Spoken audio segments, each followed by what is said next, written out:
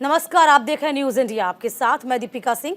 करते हैं खबरों की शुरुआत। प्रधानमंत्री मोदी का महाराष्ट्र और गोवा का दौरा आज है। शिरडी के साईं बाबा मंदिर में दर्शन करेंगे। इधर करोड़ों के मेगा प्रोजेक्ट का भी उद्घाटन किया जाएगा। 7,500 करोड़ की परियोजनाओं का उद्घाटन करेंगे। पीएम गोवा में 37वें राष्ट्रीय खेलों का आज उद्घाटन करने जा रहे हैं।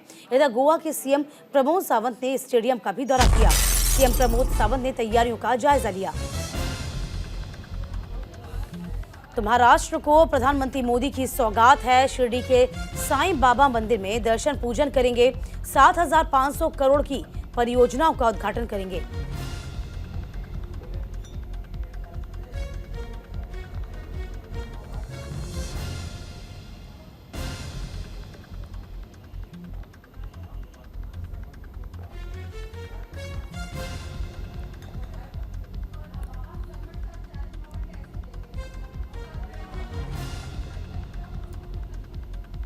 तो शिरडी के साईं बाबा मंदिर में दर्शन, 7,500 करोड़ की परियोजनाओं का उद्घाटन किया जाएगा।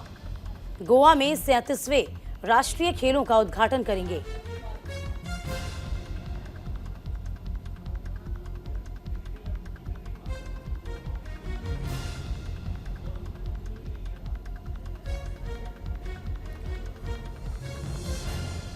तो पीएम मोदी का महाराष्ट्र और गोवा का दौरा। शिरडी के साईं बाबा मंदिर में दर्शन पूजन करेंगे।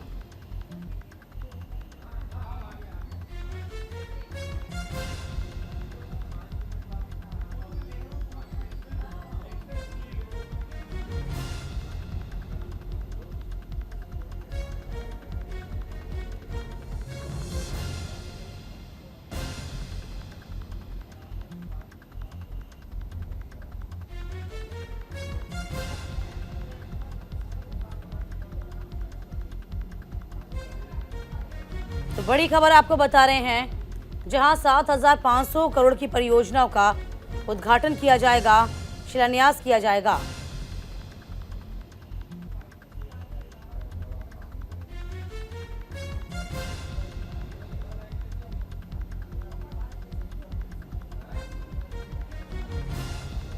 तो महाराष्ट्र का दौरा करेंगे प्रधानमंत्री मोदी और इस दौरान नमो शेतकारी महासम्मेलन निधि योजना की शुरुआत भी की जाएगी। महाराष्ट्र में लगभग 7,500 करोड़ रुपए की कई विकास परियोजनाओं का उद्घाटन होगा और किसी की आधारशिला भी रखी जाएगी। तो फिलहाल आपको बता दें, प्रधानमंत्री मोदी महाराष्ट्र में विकास परियोजनाओं और गोवा में राष्ट्रीय खेलों का उद्घाटन करने जा रहे हैं।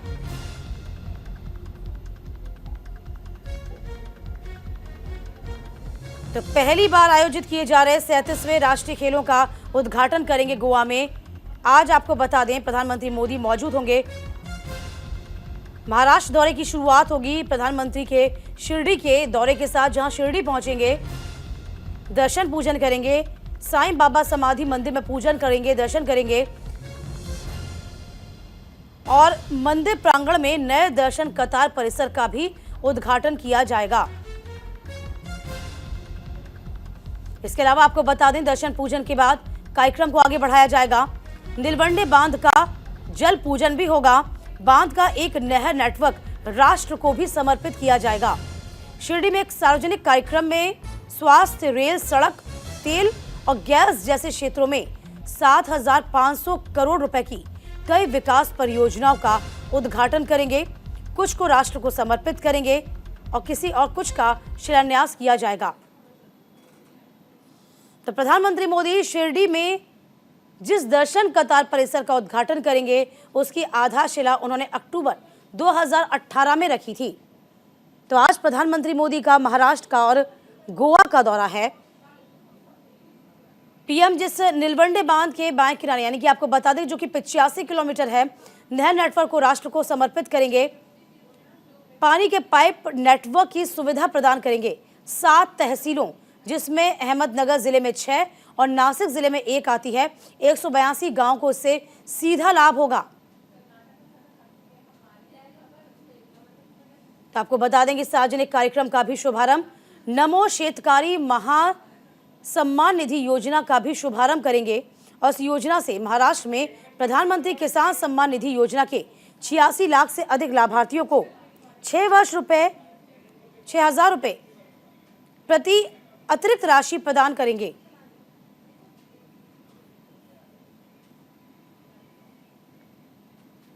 देखिए, गोवा के लिए भी रवानगी होगी, जहां मडगांव स्थित पंडित जवाहरलाल नेहरू स्टेडियम में 37वें राष्ट्रीय खेलों का उद्घाटन करेंगे।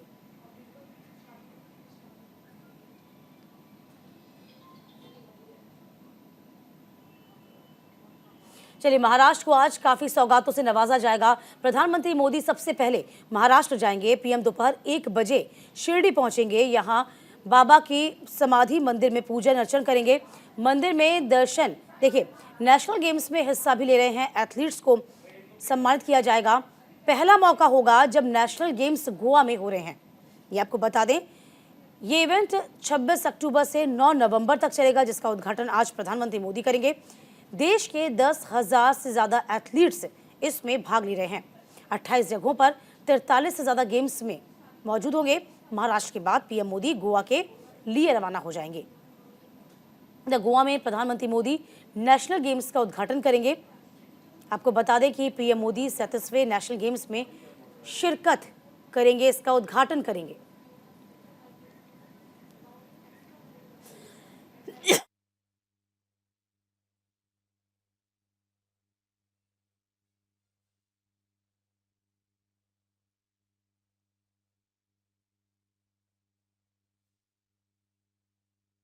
देखिए, महाराष्ट्र को मोदी की सौगात है। मंदिर में नए दर्शन कतार परिसर का उद्घाटन किया जाएगा, जिसकी आधारशिला 2018 में उन्होंने रखी थी। और इसी के साथ मंदिर में पूजन दर्शन भी करेंगे। नीलवंडे बांध का जल पूजन होगा। बांध का एक नहर नेटवर्क 85 किलोमीटर देश को समर्पित किया जाएगा। इसका फायदा 7 तहसीलों के 182 गांवों को मिलेगा। तो महाराष्ट्र के बाद प्रधानमंत्री मोदी गोवा के रवाना होंगे, जब पीएम नेशनल गेम्स का उद्घाटन करेंगे। पीएम 37वें नेशनल गेम्स का उद्घाटन करेंगे। नेशनल गेम्स में हिस्सा ले रहे एथलीट्स को संबोधित करेंगे। और तमाम जानकारी के साथ हमारे संवाददाता शुभम पांडे इस वक्त मौजूद हैं महाराष्ट्र से। शुभम, देखिए, आज महाराष्ट्र और गोवा का दौरा है। सबसे पहले आज प्रधानमंत्री मोदी का क्या कुछ कार्यक्रम रहने वाला है, जरा बताइए। आज देश के प्रधानमंत्री नरेंद्र मोदी महाराष्ट्र और गोवा के दौरे पर है। सबसे पहले 12:50 पर प्रधानमंत्री नरेंद्र मोदी जो है सीडी एयरपोर्ट पर दाखिल होंगे। उसके बाद 1 बजे के आसपास सीडी मंदिर परिसर में वहां पर जाएंगे। सबसे पहले पूजा अर्चना करेंगे, साईं बाबा के चरणों में मत्था टेकेंगे। उसके बाद जो नया परिसर का जो उद्घाटन होने वाला है, इसमें तकरीबन 10,000 भक्तों को इसका फायदा मिलेगा, क्योंकि शिरडी बहुत भीड़ होती है वहां पर, खासतौर पर गुरुवार के दिन, क्योंकि आज गुरुवार के दिन भीड़ होती है, आज गुरुवार भी है। तो ऐसे में वहां पर भीड़ बहुत ज्यादा इकट्ठा होती है। इसी वजह से साईं बाबा का जो दिन होता है वो गुरुवार का दिन माना जाता है। तो इसी वजह से आज का दिन भी माना गया है। और तकरीबन कुछ जो परिसर बनाए गए उसमें शौचालय होंगे, वेटिंग रूम होगा, प्रसाद का ग्रहण का जो चीजें होती वो होंगी। तो कुल मिलाकर कहा जाए कि शिरडी मंदिर को आज पीएम मोदी नई सौगात देने जाएंगे, खासतौर पर उन तमाम लाखों करोड़ों भक्तों को जो बहुत दूर से साईं बाबा के दर पर मत्था टेकने आते हैं। उसके अलावा एक बांध की जो योजनाएं रखी थी कुछ साल पहले पीएम मोदी ने, उसका शिलान्यास करेंगे। इसके बाद 182 गाँवों को अच्छी तरीके से पानी कार्यक्रम में शिरकत करेंगे, जहां पर रेल, सड़क और तेल जैसे कार्यक्रम जो है उसकी शिलान्यास करेंगे। यानी कि 7,000 करोड़ रुपए का जो उद्घाटन है वो आज पीएम मोदी शिरडी से शिलान्यास करेंगे। उसके बाद तकरीबन 7:30 बजे के आसपास पीएम मोदी गोवा पहुंचेंगे, जहां पर 37वें राष्ट्रीय खेल का जो उद्घाटन है वहां पर इसे संबोधित करेंगे। उसका उद्घाटन आज से करने वाले हैं। जी देखिए, पहली मर्तबा ऐसा होगा कि राष्ट्रीय खेल गोवा में आयोजित किए जा रहे हैं। जाहिर सी बात है, गोवा पटल पर आएगा। गोवा में इस वक्त क्या कुछ तैयारियां की गई हैं? बिल्कुल, देखिए, गोवा के मुख्यमंत्री प्रमोद सावंत खुद इस वक्त ग्राउंड जीरो पर काम कर रहे हैं। और चूंकि प्रधानमंत्री आ रहे हैं, तो ऐसे में वहां पर जो मडगांव इलाका है वहां पर ये जहाँ पे कार्यक्रम होने, वहां पर सुरक्षा के इंतजाम कर दिए। उसके अलावा वहां पर एक कार्यक्रम को संबोधित करेंगे, जहाँ पर कुछ खिलाड़ियों को पीएम मोदी उनका मनोबल बढ़ाएंगे। उसके अलावा देखिए, कई सालों के बाद गोवा जो है वो पीएम मोदी जा रहे हैं। आखिरी बार चुनाव जब हुआ था गोवा में विधानसभा चुनाव से, तब पीएम मोदी का, उसके बाद एक लंबा इंतजार गोवा वासियों को पीएम मोदी का करना पड़ रहा है। उसके बाद देखिए, ऐसा मौका है कि 37वें राष्ट्रीय खेल का उद्घाटन गोवा में होने जा रहा है। उसकी उद्घाटन शिला, उसकी आधारशिला जो है वो पीएम मोदी यहाँ पर रखेंगे, लोगों को संबोधित, उसके बाद इस खेल की शुभारंभ हो जाएगी। तो कुल मिलाकर कहा जाए कि गोवा और महाराष्ट्र को आज अलग अलग तरीकों से सौगात देने जा रहे हैं पीएम मोदी। क्यों न हो, क्योंकि दोनों राज्यों के मुख्यमंत्री, चाहे महाराष्ट्र की बात करें, महाराष्ट्र के मुख्यमंत्री एकनाथ शिंदे, उप मुख्यमंत्री देवेंद्र फडणवीस, दोनों वहां पर शिरडी में मौजूद रहेंगे और साईं बाबा के दर पर मत्था टेकेंगे। उसके बाद जब गोवा पहुंचेंगे पीएम मोदी, वहां के स्थानीय मुख्यमंत्री जो प्रमोद सावंत है, वो उनके साथ रहेंगे, उनके साथ जहां जाएंगे, जो कार्यक्रम पीएम मोदी के शेड्यूल रखा है वहां पर हाजिर रहेंगे। बिल्कुल, देखिए आज महाराष्ट्र पहुंचेंगे, गोवा में भी राष्ट्रीय गेम्स का उद्घाटन किया जाएगा। इसके अलावा हम देख रहे हैं कि नमो शेतकारी महासम्मान निधि योजना का भी उद्घाटन करेंगे। इस योजना के बारे में क्या कुछ जानकारी आपके पास आई है? बिल्कुल, देखिए ये जो योजना है इसकी शिलान्यास आज पीएम मोदी रखने वाले हैं। इसकी योजना की अगर हम बात करें तो शिरडी में ये तकरीबन 86 लाख से अधिक लाभार्थियों को हर साल 6,000 रुपए की राज्य सरकार के द्वारा जो मान्यता प्राप्त हुई थी उसकी दी जाएगी। इसमें कुछ 12,000 रुपए सीधे महाराष्ट्र के जो किसान पिछले कई सालों से परेशान के खाते में दी जाएगी। देखिए नमो शेतकारी ये महाराष्ट्र के लिए लॉन्च किया जाएगा। इसमें 12,000 किसान को, बाकी 6,000 किसान को आसपास इसका फायदा मिलेगा, जिनका नाम रजिस्टर्ड हुआ रहेगा, उनके अकाउंट में सीधे पैसे पहुंचने लगे। तो कुल मिलाकर यहाँ पर देखिए अब पीएम मोदी महाराष्ट्र में जो तकलीफें थी, किसानों की जो दिक्कतें थी, किसानों की जो मुश्किलें थी, उसका भी समाधान करने के लिए नमो शेतकारी जो योजना है उसकी शुरुआत की जा रही है। उसके अलावा 182 गांवों को जो पानी की योजना मिलने जा रही है, उसके लिए भी जो पीएम मोदी नीलवंडे बांध का नाम है, जिसका उद्घाटन करेंगे, उससे 182 गांवों को अच्छी पानी मिल सकेगी, इसका भी ध्यान रखा है। तो कुल मिलाकर कहा जाए ये दोनों योजनाएं महाराष्ट्र के खासतौर पर अहमदनगर और शिरडी के लिए बेहद काफी मायने होगा, जो नमो शेतकारी के लिए पूरे महाराष्ट्र के किसानों के लिए फायदेमंद होगा। चलिए, बहुत शुक्रिया शुभम तमाम जानकारी देने के लिए आपका। इधर दिल्ली की आबोहवा फिर से जहरीली हो गई है। खराब स्तर पर वायु गुणवत्ता पहुंच गई है। दिल्ली में AQI 256 तक दर्ज किया गया। दिल्ली के सड़कों पर कोहरा इस वक्त यूं कहे धुंध छाई हुई है। ये बड़ी खबर आपको बता रहे हैं, जिसमें दिल्ली की आबोहवा एक बार फिर से जहरीली हो गई है, जहां खराब स्तर पर वायु गुणवत्ता पहुंच गई है।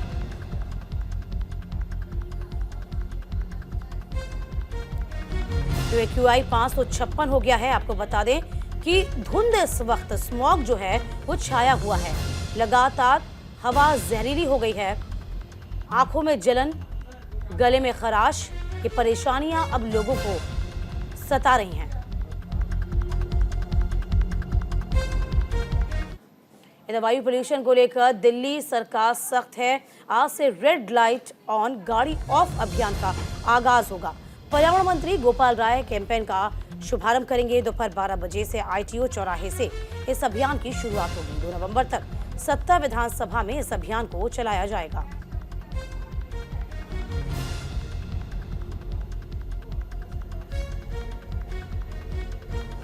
तो ITO चौराहे से इसकी शुरुआत होगी। 2 नवंबर तक 70 विधानसभा में इस अभियान को चलाया जाएगा। आपको बता दें कि पर्यावरण मंत्री गोपाल राय ने बुधवार को कहा था कि सर्दियों के महीने के दौरान शहर में बढ़ते प्रदूषण के स्तर से निपटने के लिए व्यापक 15 सूत्रीय शीतकालीन काम योजना की घोषणा हुई थी, जिसमें वायु गुणवत्ता में सुधार के लिए दिल्ली सरकार प्रदूषण वाले जो एरियाज हैं उसको हॉटस्पॉट में विशेष अभियान चलाया जा रहा है।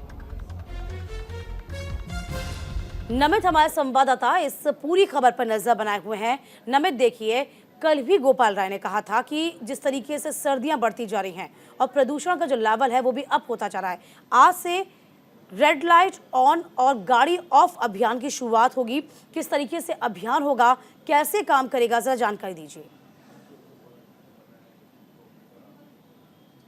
देखिए बिल्कुल, क्योंकि विंटर सेशन में दिल्ली के अंदर जो पोल्यूशन है वो लगातार बढ़ता जाता है, जिसको लेकर कुछ दिन पहले हमने देखा था कि दिल्ली सरकार की तरफ से 15 सूत्रीय विंटर एक्शन प्लान जो है वो दिल्ली के अंदर लागू किया गया था। उसी कड़ी में आज 12 बजे दिल्ली के पर्यावरण मंत्री गोपाल राय ITO चौराहे से कैंपेन की शुरुआत करेंगे। इसके साथ साथ 28 अक्टूबर को इस कैंपेन को बाराखंबा में शुरू किया जाएगा और 30 अक्टूबर को चंडीग्राम अखाड़े से इस कैंपेन की शुरुआत होगी। इसके साथ साथ 2 नवंबर को दिल्ली के तमाम जो 70 विधानसभा क्षेत्र हैं उनके तमाम जो बड़े चौराहे हैं वहां पर इस कैंपेन की शुरुआत की जाएगी। कल गोपाल राय ने प्रेस कॉन्फ्रेंस करके सीधे तौर पर बताया था कि अब क्योंकि गर्मियों के मौसम में जहां पर दिल्ली के अंदर 8 से 10 हॉटस्पॉट थे जहां पर पोल्यूशन लगातार बढ़ रहा था, वो सर्दियों में बढ़कर अब उन हॉटस्पॉट की संख्या 13 पहुंच गई। यानी कि दिल्ली के अंदर 13 ऐसे स्थान हैं जहां पर एयर क्वालिटी इंडेक्स जो है वो काफ़ी ज़्यादा बढ़ जाता है। फिलहाल जहां पर हम मौजूद हैं, यहाँ पर भी अगर हम मेरे कैमरा पर्सन दिखाना चाहेंगे, इस वक्त जहां पर हम मौजूद हैं 276 AQI लेवल पहुंच चुका है। यानी कि जो एयर क्वालिटी इंडेक्स है यहाँ पर 276 है। ये एयर क्वालिटी इंडेक्स 250 से जैसे ही ऊपर जाता है तो खराब श्रेणी में आ जाता है, क्योंकि हम आनंद विहार के नज़दीक है। ऐसे में जो 13 हॉटस्पॉट है उसमें से ITO और आनंद विहार भी एक इलाका है। मेरे कैमरा पर्सन थोड़ा सा पीछे की तस्वीर दिखाएंगे। हालांकि सूरज निकल चुका है लेकिन बावजूद उसके कुछ ऐसे इलाके हैं जहां पर अभी भी आपको धुंध नजर आ जाएगी, यानी कि पोल्यूशन हवा में नजर आ जाएगा, जिस वजह से जो दिल्ली की हवा है वो अब जहरीली होती जा रही है, जिससे लोगों को खासी परेशानी हो रही है। तो ऐसे में इस एयर क्वालिटी इंडेक्स को कम किया जाए और जो पोल्यूशन है उस पर लगाम लगाने के लिए दिल्ली सरकार की तरफ से ये जो अभियान है वो आज शुरू किया जाएगा। यानी कि रेड लाइट ऑन तो गाड़ी ऑफ। इससे सीधे तौर पर खुद कल मंत्री गोपाल राय ने बताया था कि अब ये जन अभियान के तौर पर हम इसको जोड़ेंगे, यानी कि जो लोग हैं उनको भी ये समझना होगा कि जैसे ही रेड लाइट ऑन हो रही है तो आप अपनी गाड़ी का इंजन बंद कीजिए, ताकि आपके पेट्रोल की भी बचत हो हमेशा और से इसके जब द्वारा भी जो आप पोल्यूशन है उस पर भी कंट्रोल कर सकते हैं। देखो, जब भी सर्दियां शुरू होती हैं ये समस्या मुंह बाएं खड़ी होती है। रेड लाइट ऑन और तो गाड़ी ऑफ, ये आपको हमको सभी को समझना होगा। इसके अलावा 15 सूत्रीय शीतकालीन कार्य योजना का प्लान तैयार किया गया है, जिसमें देखिए ये एक अभियान तो उसमें शामिल है ही। इसके अलावा हम बात करते हैं बायोडिकम्पोजर की बात हो जाए, बायोमास जलाने पर प्रतिबंध की बात हो, धूल रोधी उपायों को लागू करना, एंटी स्मोक गन का इस्तेमाल करना, ये सभी शामिल होंगे। और ये काम कैसे करेंगे, किस तरीके से काम करेंगे, इस बारे में जानकारी नमित। देखिए 15 सूत्रीय विंटर एक्शन प्लान है वो पिछले 1 महीने से दिल्ली के अंदर लागू है, जिसके तहत दिल्ली के अंदर जो पराली, जो कि आउटर दिल्ली का इलाका है जहां पर पराली जलाने की घटनाएं सामने आती हैं, वहां पर बायोडिकम्पोज की तरफ से छिड़काव किया जा रहा है। इसके साथ साथ दिल्ली के अंदर एंटी स्मोक गन, जहां पर जो कंस्ट्रक्शन का काम चल रहा है, हालांकि फिलहाल कंस्ट्रक्शन के काम पर रोक लगा दी गई है, वहां पर जो एंटी स्मोक गन है वो चलाई जा रही है। साथ ही साथ जो बाहर से कमर्शियल वाहन आते हैं उन पर भी पूरी तरीके से प्रतिबंध लगाया गया है। इसके अलावा जिन गाड़ियों का PUC यानी कि पोल्यूशन जो सर्टिफिकेट है वो नहीं हो रखा है, उसके लिए भी दिल्ली सरकार अलग से दिल्ली के अंदर अभियान चला रही है। यानी कि अगर आपकी गाड़ी का पोल्यूशन सर्टिफिकेट नहीं है तो आप PUC जल्दी से जल्दी करवा ले, वरना आपका 10,000 रुपए का चालान कट जाएगा। इसके साथ साथ जो कमर्शियल इलाके हैं, यानी कि जो कमर्शियल एक्टिविटीज से पोल्यूशन होता है उस पर भी लगाम लगाने को लेकर 20 अक्टूबर से 20 नवंबर के बीच में एक जो कमर्शियल पोल्यूशन कंट्रोल जो कैंपेन है उसकी भी शुरुआत की गई है। क्योंकि एक जो आंकड़ा निकल कर आया है, ये जो आज कैंपेन शुरू होगा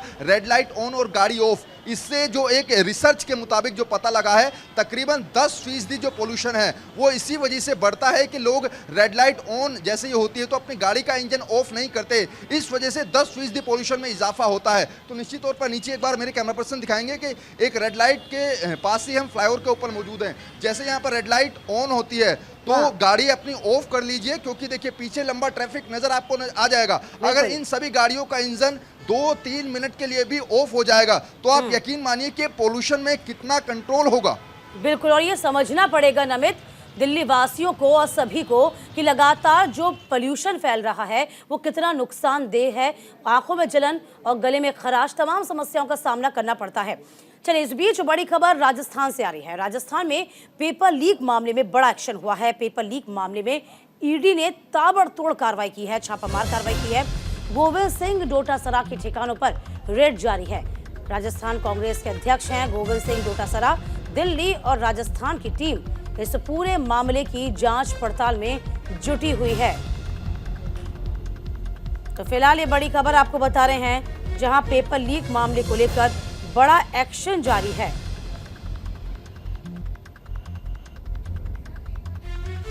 तो पेपर लीक केस में डोटासरा से पूछताछ जारी। दौसा में कांग्रेस उम्मीदवार हुडला के घर पर भी छापामार कार्रवाई जारी है। तो आज सुबह कांग्रेस प्रदेश अध्यक्ष गोविंद सिंह डोटासरा के घर पर छापामार कार्रवाई हो रही है। तो पेपर लीक मामले को लेकर बड़ी कार्रवाई। ईडी फिलहाल डोटासरा और उनके रिश्तेदारों से पूछताछ कर रही है। ईडी की टीम डोटासरा के जयपुर के सरकारी आवास सहित सीकर स्थित निजी आवास भी पहुंची है।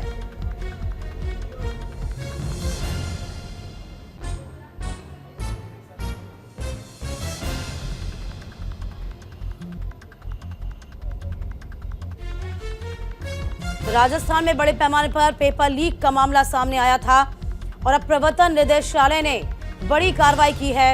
ईडी ने आज सुबह से ही कांग्रेस अध्यक्ष गोविंद सिंह डोटासरा उनके रिश्तेदारों के घर पर छापामार कार्रवाई की है। इसके अलावा बता दें कि खबर यह भी कि निर्दलीय विधायक के घर पर भी छापामार कार्रवाई की है। तो निर्दलीय विधायक और महुआ से कांग्रेस के उम्मीदवार ओम प्रकाश हुड्डा के 7 ठिकानों पर भी ईडी इस वक्त जांच पड़ताल में जुटी हुई है। तमाम जानकारी के साथ हमारे संवाददाता छवि अवस्थी पूरी खबर पर नजर बनाई हुई हैं। छवि, जानकारी दीजिए, चूंकि सुबह से ही छापामार कार्रवाई चल रही है। डोटासरा के अलावा कहा जा रहा है कि निर्दलीय विधायक के उनके घर पर भी छापा पड़ रहा है। इसके अलावा खबर यह भी है कि महुआ से कांग्रेस उम्मीदवार हैं ओम प्रकाश हुड्डा, उनके घर पर भी ईडी की छापामार कार्रवाई। जानकारी छवि।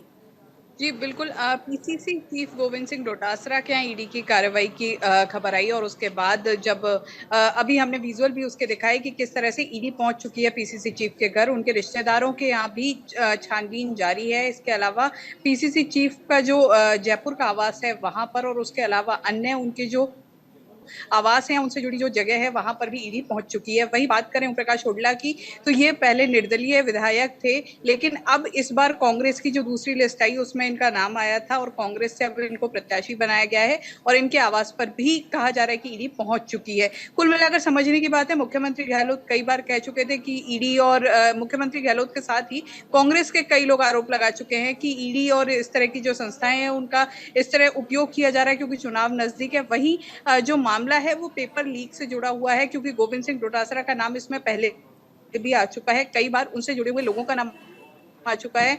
तो इसको लेकर जो ईडी की कार्रवाई हुई है, लेकिन उसकी जो टाइमिंग है उसको लेकर भी कई बातें अब निकल के सामने आ रही हैं। लेकिन अब देखना होगा क्योंकि ईडी ने एक तरह से कह सकते हैं कि कांग्रेस के बड़े नेता, क्योंकि राजस्थान में प्रदेश कांग्रेस के अध्यक्ष हैं गोविंद सिंह डोटासरा और अब सीधे उनके आवास पर ये छापेमारी शुरू हुई है, तो समझ सकते हैं कि फुल फॉर्म में अब देखिए, आप टाइमिंग पर सवाल तो जाहिर सी बात है खड़ा होगा ही। क्या ये मान सकते हैं कि गिरफ्तारी भी संभव है? देखिए, अब कुछ भी संभव है राजस्थान में क्योंकि इलेक्शन में 1 महीना बचा है। जैसे आज तारीख है 26 और इलेक्शन है 25 तारीख को, तो कुल मिलाकर समझ सकते हैं कि 1 महीना बचा है। लिस्ट निकल चुकी हैं, कांग्रेस बीजेपी की 2 लिस्ट उसकी आ चुकी हैं। अब ऐसे में कुछ और लिस्ट निकली है, लेकिन जो अब माहौल है राजस्थान का पूरी तरह से ज्वलंत माहौल कह सकते हैं सियासी दृष्टि से देखें तो अब जो भी चीजें होंगी, अब जो भी कार्रवाई हो रही है या फिर जिस तरह के भी एक्शन हो रहे हैं या एक्शन के बाद रिएक्शन हो रहे हैं, तो अब राजस्थान में कुछ भी संभव है क्योंकि इलेक्शन कह सकते हैं कि अपनी चरम सीमा पर आ चुका है माहौल राजस्थान में। अब जिस तरीके से ईडी ने सीधे पीसीसी चीफ गोविंद सिंह डोटासरा के आवास पर छापेमारी शुरू की है, हुड्डा के आवास पर हुड्डा के आवास और उनसे जुड़े हुई जो जगह है वहां पर छापेमारी शुरू की है, तो समझ सकते हैं कि अब छोटे नाम नहीं आएंगे, अब जो भी नाम आएंगे बड़े नाम आएंगे, घेरेंगे। और देखिए छवि, नजर बनाए रखिएगा। बहुत शुक्रिया आपका तमाम जानकारी देने के लिए। इसी के साथ वक्त एक छोटे से ब्रेक का, फौरन लौटेंगे कुछ और खास खबरों के साथ।